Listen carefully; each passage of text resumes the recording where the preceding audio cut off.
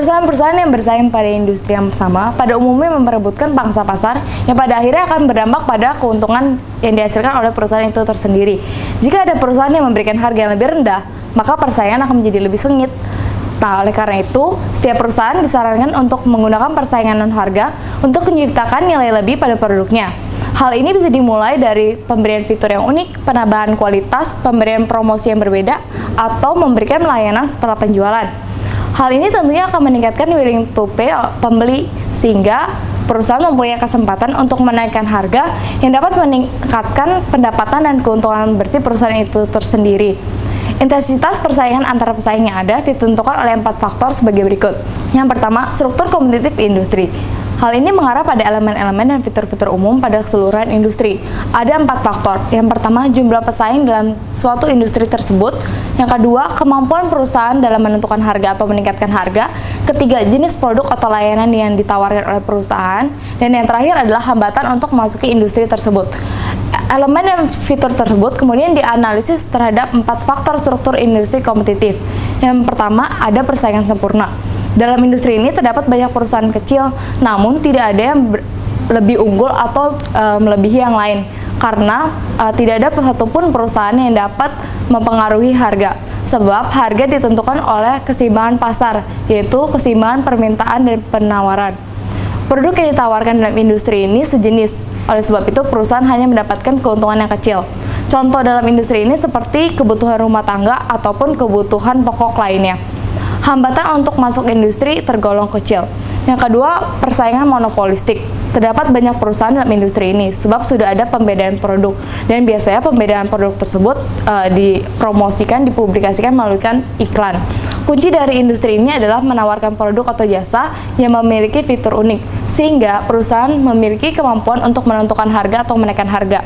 Contoh dalam industri ini seperti perusahaan Dell, HP, atau Apple ketika mengeluarkan laptop. Produknya sejenis laptop, namun fitur-fitur di dalamnya itu berbeda. Hambatan untuk memasuki pasar sudah ada, namun belum cenderung tinggi. Yang ketiga adalah oligopoli. Hanya terdapat beberapa perusahaan besar dalam industri ini, karena hambatan masuk sudah cukup tinggi. Produk yang ditawarkan juga berbeda, sehingga perusahaan memiliki kemampuan untuk mengendalikan harga. Kunci dari industri ini adalah saling bergantungan, di mana satu perusahaan akan mempengaruhi perusahaan lainnya. Oleh tersebut muncul istilah game teori, di mana satu perusahaan akan memprediksi tindakan atau aktivitas yang dilakukan oleh perusahaan lain untuk mengantisipasi tindakan dari perusahaan lain tersebut. Cara yang digunakan juga sama, menggunakan persaingan non-harga, yaitu menggunakan fitur-fitur yang unik. Contoh dalam industri ini adalah Pepsi dan Coca-Cola. Dan yang terakhir, yang keempat, adalah monopoli. Hanya terdapat satu perusahaan besar sebab produk yang ditawarkan sangatlah berbeda. Perusahaan ini bisa mempengaruhi harga sebab hambatan untuk masuk ke dalam industri cukup tinggi. Monopoli dibagi dua, yaitu monopoli alami seperti yang dilakukan oleh pemerintah Indonesia, perusahaan PLN, PAM, perusahaan kereta api, atau monopoli dekat yang kedua. Itu lebih condong pada pemberian hak paten dan teknologi eksklusif. Seperti Serikat Eropa menilai perusahaan Intel memonopoli karena dia menguasai 80% dari pasar semikonduktor. Faktor yang kedua adalah perkembangan industri. Jika pertumbuhan industri itu tinggi, maka persaingan akan rendah. Sebab pemerintah akan lebih fokus pada permintaan masyarakat, sehingga persaingan harga dan perebutan pasar itu pun akan menurun. Sebaliknya, jika pertumbuhan industri itu melambat, maka persaingannya akan tinggi. Sebab keuntungan perusahaan hanya didapat dengan cara mengorbankan perusahaan lain. Hal ini disebabkan oleh beberapa faktor, misalnya pemberian diskon yang terlalu seringnya pemunculan produk baru dengan sedikitnya inovasi. Seperti contoh dalam industri ini adalah McDonald dan Wendy. Ketika banyak masyarakat yang mulai sadar tingkat kesehatan itu penting, maka mereka berebut untuk mendapatkan mangsa pasar yang lebih besar. Yang faktor yang ketiga adalah komitmen strategi. Jika perusahaan sudah berkomitmen untuk bersaing dalam industri, maka persaingan akan menjadi lebih sengit. Nah, komitmen tersebut biasanya berawal dari persyaratan biaya tetap yang besar dan pertimbangan-pertimbangan non-ekonomis lainnya.